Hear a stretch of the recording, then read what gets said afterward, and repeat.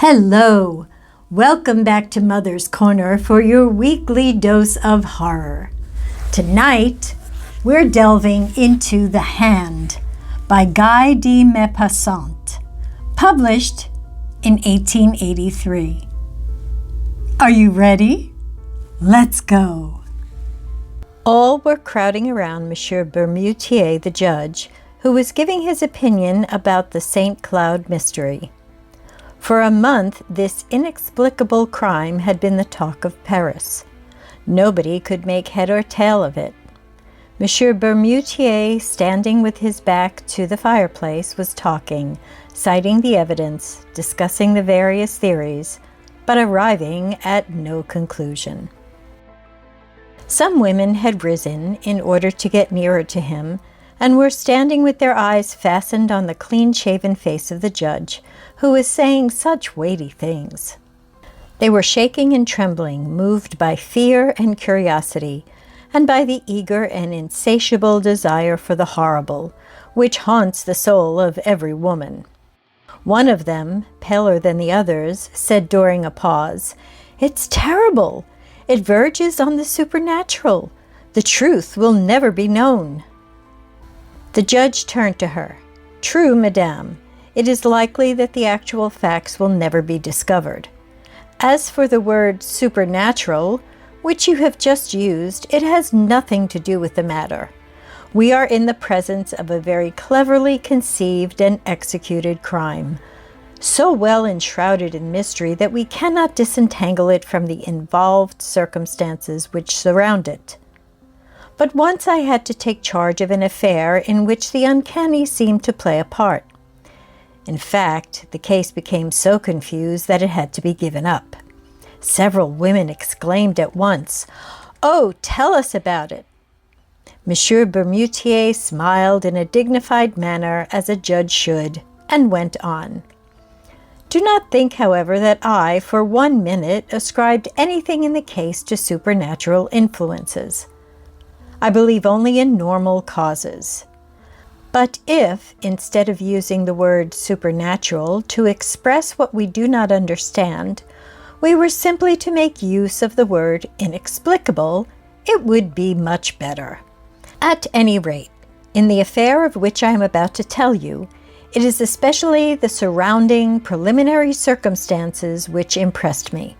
Here are the facts. I was, at that time, a judge of Ajaccio, a little white city on the edge of a bay which is surrounded by high mountains. The majority of the cases which came up before me concerned vendettas. There are some that are superb, dramatic, ferocious, heroic. We find there the most beautiful causes for revenge of which one could dream, enmities hundreds of years old, quieted for a time but never extinguished, abominable stratagems, murders becoming massacres, and almost deeds of glory. For 2 years I heard of nothing but the price of blood, of this terrible Corsican prejudice which compels revenge for insults meted out to the offending person and all his descendants and relatives. I had seen old men, children, cousins murdered. My head was full of these stories. One day I learned that an Englishman had just hired a little villa at the end of the bay for several years. He had brought with him a French servant, whom he had engaged on the way to Marseille. Soon this peculiar person, living alone, only going out to hunt and fish, aroused a widespread interest. He never spoke to anyone, never went to town, and every morning he would practice for an hour or so with his revolver and rifle. Legends were built up around him. It was said that he was some high personage fleeing from his fatherland for political reasons. Then it was affirmed that he was in hiding after having committed some abominable crime. Some particularly horrible circumstances were even mentioned. In my judicial position, I thought it necessary to get some information about this man, but it was impossible to learn anything. He called himself Sir John Rowell. I therefore had to be satisfied with watching him as closely as I could, but I could see nothing suspicious about his actions. However, as rumors about him were growing and becoming more widespread, I decided to try to see the stranger myself, and I began to hunt regularly in the neighborhood of his grounds. For a long time I watched without finding an opportunity. At last it came to me in the shape of a partridge, which I shot and killed right in front of the Englishman. My dog fetched it for me, but taking the bird, I went at once to Sir John Rowell and, begging his pardon, asked him to accept it. He was a big man with red hair and beard, very tall, very broad, a kind of calm and polite Hercules. He had nothing of the so-called British stiffness, and in a broad English accent he thanked me warmly for my attention. At the end of the month we had had 5 or 6 conversations. One night, at last, as I was passing before his door, I saw him in the garden, seated astride a chair, smoking his pipe. I bowed, and he invited me to come in and have a glass of beer. I needed no urging. He received me with the most punctilious English courtesy, sang the praises of France and of Corsica, and declared that he was quite in love with this country. Then, with great caution and under the guise of a vivid interest, I asked him a few questions about his life and plans. He answered without embarrassment, telling me that he had traveled a great deal in Africa, in the Indies, in America. He added, laughing, "I have had many adventures." Then I turned the conversation on hunting, and he gave me the most curious details of hunting the hippopotamus, the tiger, the elephant, and even the gorilla. I said, "Are all these animals dangerous?" He smiled. "Oh, no, man is the worst." And he laughed a good broad laugh, the wholesome laugh of a contented Englishman. "I have also frequently been man-hunting." Then he began to talk about weapons, and he invited me to come in and see different makes of guns. His parlor was draped in black silk embroidered in gold. Big yellow flowers, as brilliant as fire, were worked on the dark material. He said, "It is a Japanese material." But in the middle of the widest panel, a strange thing attracted my attention. A black object stood out against a square of red velvet. I went up to it. It was a hand, a human hand.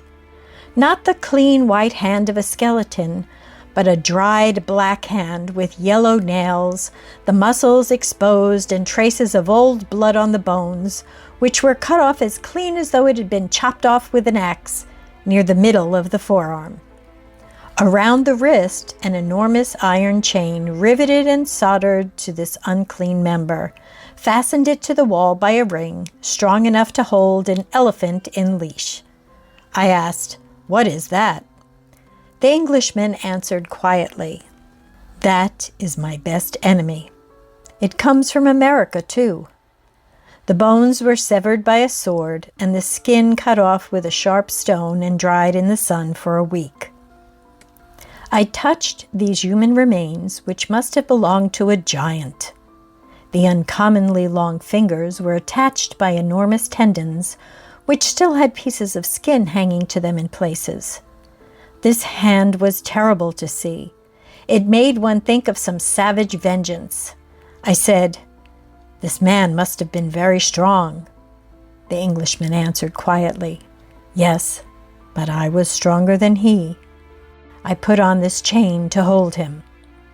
I thought that he was joking. I said, "This chain is useless now. The hand won't run away." Sir John Rowell answered seriously, "It always wants to go away. This chain is needed." I glanced at him quickly, questioning his face, and I asked myself, is he an insane man or a practical joker? But his face remained inscrutable, calm and friendly. I turned to other subjects and admired his rifles. However, I noticed that he kept 3 loaded revolvers in the room, as though constantly in fear of some attack. I paid him several calls. Then I did not go any more. People had become used to his presence. Everybody had lost interest in him. A whole year rolled by. One morning, toward the end of November, my servant awoke me and announced that Sir John Rowell had been murdered during the night. Half an hour later, I entered the Englishman's house, together with the police commissioner and the captain of the gendarmes. The servant, bewildered and in despair, was crying before the door. At first I suspected this man, but he was innocent. The guilty party could never be found. On entering Sir John's parlor, I noticed the body stretched out on its back in the middle of the room. His vest was torn, the sleeve of his jacket had been pulled off, and everything pointed to a violent struggle. The Englishman had been strangled. His face was black, swollen, and frightful, and seemed to express a terrible fear. He held something between his teeth, and his neck, pierced by 5 or 6 holes which looked as though they had been made by some iron instrument, was covered with blood. A physician joined us. He examined the finger marks on the neck for a long time and then made this strange announcement. "It looks as though he had been strangled by a skeleton." A cold chill seemed to run down my back, and I looked over to where I had formerly seen the terrible hand. It was no longer there. The chain was hanging down, broken. I bent over the dead man, and in his contracted mouth, I found one of the fingers of this vanished hand, cut, or rather sawed off by the teeth down to the second knuckle. Then the investigation began. Nothing could be discovered. No door, window, or piece of furniture had been forced. The 2 watchdogs had not been aroused from their sleep. Here, in a few words, is the testimony of the servant. For a month his master had seemed excited. He had received many letters which he would immediately burn. Often, in a fit of passion which approached madness, he had taken a switch and struck wildly at this dried hand riveted to the wall, and which had disappeared, no one knows how, at the very hour of the crime. He would go to bed very late and carefully lock himself in. He always kept weapons within reach. Often at night he would talk loudly as though he were quarreling with someone. That night somehow he had made no noise, and it was only on going to open the windows that the servant had found Sir John murdered. He suspected no one. I communicated what I knew of the dead man to the judges and public officials. Throughout the whole island a minute investigation was carried on. Nothing could be found out. One night, about 3 months after the crime, I had a terrible nightmare. I seemed to see the horrible hand running over my curtains and walls like an immense scorpion or spider. 3 times I awoke. 3 times I went to sleep again. 3 times I saw the hideous object galloping around my room and moving its fingers like legs. The following day the hand was brought me, found in the cemetery, on the grave of Sir John Rowell, who had been buried there because we had been unable to find his family. The first finger was missing. Ladies, there is my story. I know nothing more. The women, deeply stirred, were pale and trembling. One of them exclaimed, "But that is neither a climax nor an explanation. We will be unable to sleep unless you give us your opinion of what had occurred." The judge smiled severely. "Oh, ladies, I shall certainly spoil your terrible dreams. I simply believe that the legitimate owner of the hand was not dead, that he came to get it with his remaining one, but I don't know how. It was a kind of vendetta." One of the women murmured, "No, it can't be that." And the judge, still smiling, said, "Didn't I tell you that my explanation would not satisfy you?" Ah, revenge. So satisfying, isn't it? Tell me, do you agree with the judge's assessment of the situation? Or do you think there was something more powerful at play here? Let me know in the comments. Until next time, have a wonderful night.